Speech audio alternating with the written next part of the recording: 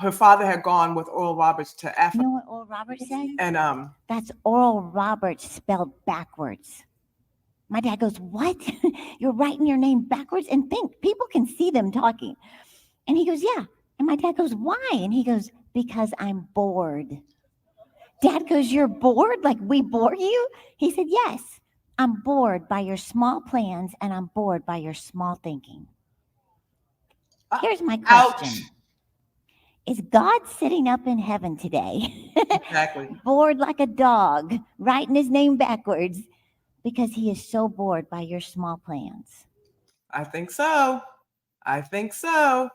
I always have these huge, grandiose ideas about everything. It could be, I do. And it was the last year and a half has just been really, I mean, gosh, starting with COVID, life has just been like grand. It's really been good. Because it really allowed us to refocus and really focus in. By focus, meaning we are believers and knowers and we have great faith. COVID just allowed like all the extra to start going away. Whether it be people, places we would go to, things we would listen to, it just going away. So we could get more laser focused. And every year, God is just cutting and pruning. And I'm just so appreciative that he loves me enough to prune. Like, you know, like he doesn't have to. He can let me grow like a wild weed and be like, oh, you want to do your own thing? Go do your own thing. Like he doesn't. He continues to come and cut and grow and admonish me when I have wrong thoughts. But he does it in love. Sometimes it hurts, but it's all good because the end result is just beautiful and wondrous. And one of the things with the small thinkers that God was showing me that throughout my life, I'm surrounded by small thinkers. You know, someone gives you an idea or you tell someone something and they're like, well, why would you do that? Small thinker. How are you going to do that? Small thinker. But why would you do that is the biggest one. Like, I don't know. That always irks me when people ask me why. I have a problem with that. And I'm sitting there thinking like, do I ask you why for all the dumb things you've done?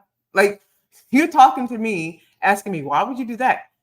But meanwhile, like a minute ago, you just got done saying, wow, you're so blessed and you guys always come out on top. But then when I tell you something new I'm going to do, it's my fault because we're having a conversation. And then I'm like, oh, they get it. Oh, I'm blessed. Oh, they understand God is doing all this. It's not me. It's the power of God. It's the Holy Ghost. They're getting it. Okay, great. So now I'm going to share this with you. And then it goes they revert right back to, well, why would you do that? I'm like, I thought we were here, but we're down there. And it just saddens me because I know that over time I'm just going to have to, I'm not going to do it. God's just going to prune because I just can't be around small thinkers anymore. It's one thing to have my spouse or my children to be like, okay, mom, let's see. And I know they're kind of skeptical and I can work with them because I'm with them and I'm talking to them every day. And number two, I mean, they come from me. So obviously in my influence, I'm going to be like, dudes, come on now. You see how this works. You see how God works. Come on. It's another thing when I don't have to talk to you. And when I do talk to you, it's just always something negative or you trying to figure this out, or it's just always something. And I'm just like, you know what? I'm strictly dreaming, just dreaming big. So the dreams can become reality. So what have you ever dreamed about or thought about and someone told you, oh, that's boring? Or did God tell you, that's boring, that's kind of small? I mean, Jesse Duplantis always says, give God a job to do because he's bored. He's up there like, yo, I'm waiting for someone. You have what? The doctor said, what to you? You're healed. But you got to walk in it. You got to believe that. You understand? You want what? You want a house. Oh, okay. That's no big deal. Okay, fine. Here goes a house. Oh, you wanted a castle. Oh, but you didn't ask for that. You asked for a house. You get what you asked for. And people always say that with negative things like, oh, well, you only paid $5. What do you expect? I mean, it's not, Lebec Finn, it's McDonald's. So let's reverse that. So give God a job. Ask for something big, huge, whatever it is, whatever you think it is. And I believe where Steve Harvey said, if you thought of that, then that's too small. Excuse me, it's too big. No, excuse me, it's too small. Ha. Because if you thought about it, is too small for God, too big for you. So if you can dream it, then it's already done. And I don't know if you get that or understand that. For some of you, I know you're like, I got it. I get it. Because if I thought it, then it's a done deal. It's done. God's already done that for me.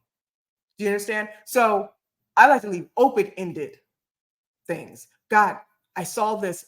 I want this. You know what it is. God, make it happen. Don't let me limit you. I don't want to put a limit on you, God.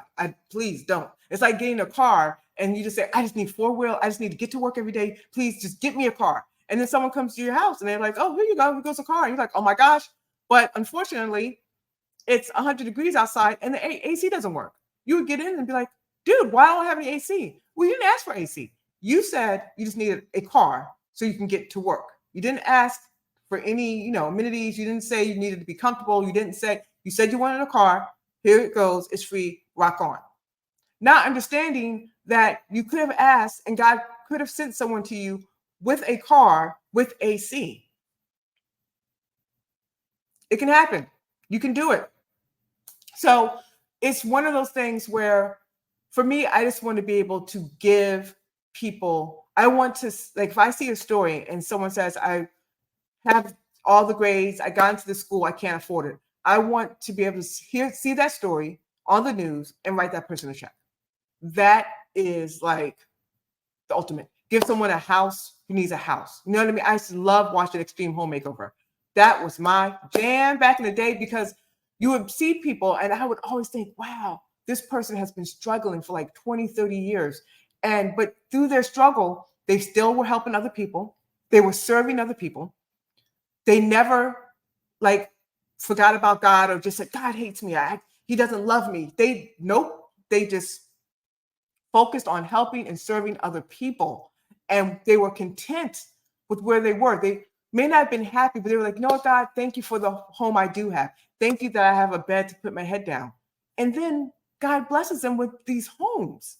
And I'm like, 20 years this person was waiting. But at that time, it's like, and then they're going to enjoy this house with their kids or grandkids, whatever it is, it's just remarkable. So we have to stop thinking small. We have to think big, dream big, but then think big so that God can meet you where you are in that thought process. God will meet us wherever we are. Where we are, he's going to meet us. And then this is the key. He will meet us at our participation. What does that mean? It means I'm dreaming, I'm thinking, my faith is there, but what am I doing? What am I going to do to get closer to that dream or goal?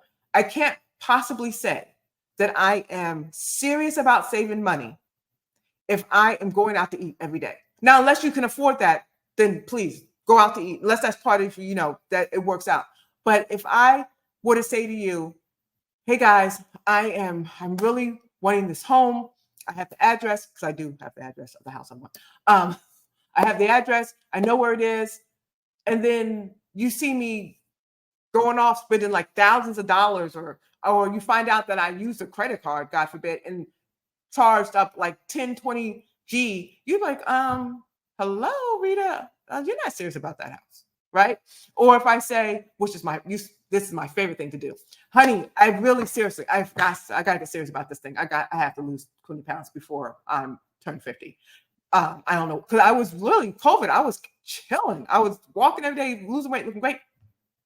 Then started gaining weight. But I would come to my husband, make this declaration with a Panera Bread frozen caramel. Have you had one of those? Those things are delish. I get those about once every, I don't even know, quarter. And then the best part, I can't drink it all. So it ends up getting wasted. But if my son's with me, he loves it too. So he drinks the rest of it for me. So I don't feel as bad. But seriously, I'm walking in, telling my husband I have to lose 20 pounds drinking this frozen caramel. Come on. I'm not serious. He knows I'm not serious. So he just says, okay, honey, I know you do. I'm going to help you. Whatever. But we're going to start dreaming big. We're going to get serious about our goals. We're going to hit our goals. And we're going to do it together.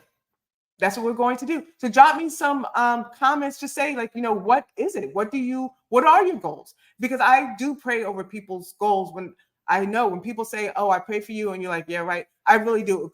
One time on my phone, my alarm went off, and I think my daughter, my son, one of them was like, who is such and such? I was like, oh, I met them and I told them I'd pray for them. So I put it in my phone to remind myself to pray for them. My kids were like, okay, that's crazy. But it's really not, because at the end of the day, what we do for others, God will do for us. So how I see it is, I'm praying for someone's child, someone's going to pray for my children. It just makes it so easy for me that it was for my kids. I can do it, and I'll do it more so than probably for myself. So that's how I operate. And just the same way with people, you'll hear fathers say, I want to walk my daughter down the aisle. I have to lose weight. But he's not really doing it for himself. The motivation is more, I'm doing it for my daughter. And then it switches over. That makes sense. Anyway, I will see you soon. I'm excited. I'm hyped because I just love positive messages. And this was so clear. What's the problem? I'm dreaming small. I'm thinking small. Well, what am I supposed to do? Hello, dream big, think big. All righty. I'll see you later.